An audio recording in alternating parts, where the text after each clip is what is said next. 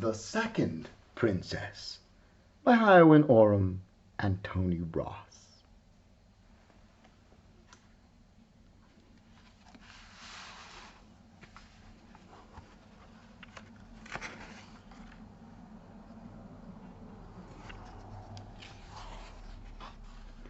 Once there were two princesses, the first princess and the second princess. The first princess liked being first, but the second princess did not like being second. So the second princess ran into the woods to find the gray wolf.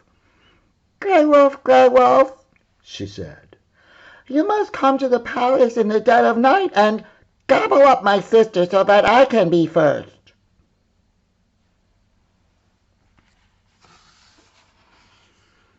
"Goodness gracious," said the gray wolf. "What a wicked thought! I would never do a thing like that, never." So the second princess went to find the brown bear. Brown bear," she said, "you must come to the palace and marry my sister, so she'll have to move away from home and I can be first."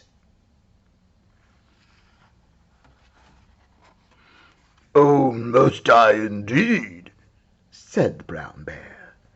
"Well, let me tell you, I wouldn't marry your sister if she were the last person on earth. Besides, as you can see, I'm already happily married." So the second princess stomped into the palace kitchen.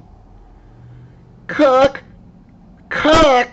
she said, "bake her in a pie or flip her like a pancake. I don't care. I want my sister out of the way so I can be first. And that's an order."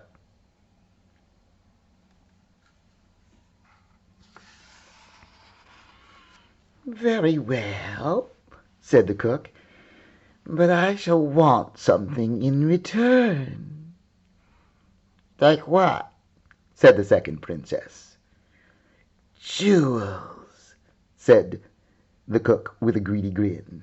"I want your mother's jewels. All of them. Jewels, and more jewels." "I'll try," said the second princess. So the second princess crept into her mother's bedroom and took what she could, cramming and stuffing and pocketing glittering, gorgeous things.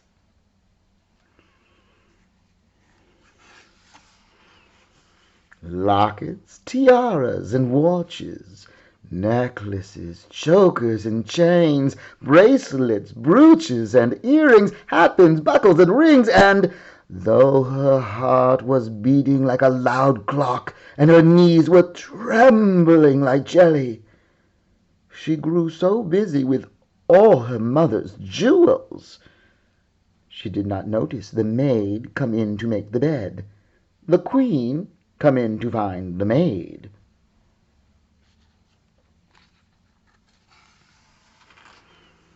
Two ladies-in-waiting come in to find the queen, two guards come in to find the ladies-in-waiting, the Lord High Chamberlain come in to find the guards, and the king come in to find the Lord High Chamberlain.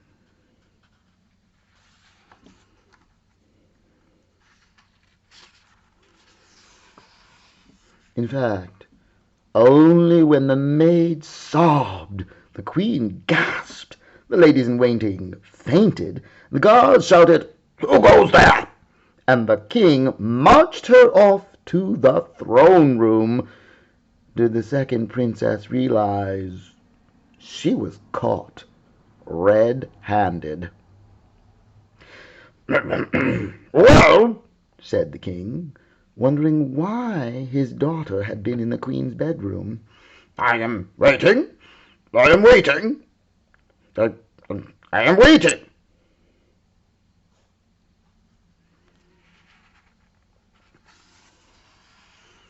But of course, the one thing in the world the second princess could never do was tell what she had been doing with the queen's jewels. All she could do was hang her head and try not to imagine what would happen to her if anyone ever found out. At last, the queen swept in with an idea. "If you cannot tell us what you were doing with the jewels," she said, "then we shall have to guess. Was it to polish them?" The second princess shook her head. "Was it to play kings and queens with your sister?" said the king. The second princess shook her head. "Did you want to give the jewels to someone?" asked the queen, "in return for something you wanted very, very much?" Then, and only then, did the second princess put her hands over her eyes so she could only half be seen, and whisper so softly through her fingers that the king and queen had to come very close to hear. "Yes," came the soft whisper, "to be first."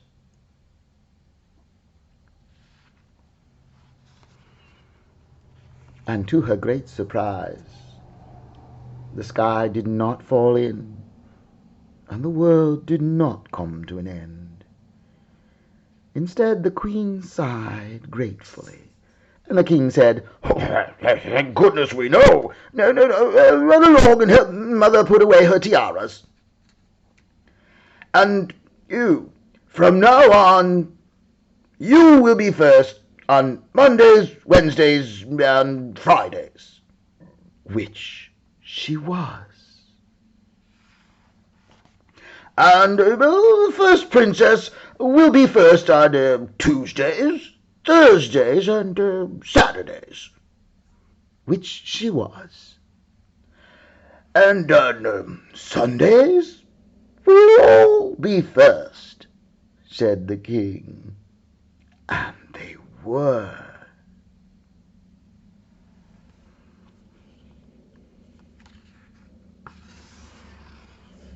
And though the first princess took a while getting used to not being first all of the time, and the second princess took a while getting used to being first some of the time, and Sundays were always a tug of war, they all lived happily ever after. Except for the greedy cook, who stormed off in a huff because all she wanted was jewels, jewels, and more jewels, and because she never knew which day of the week it was anyway.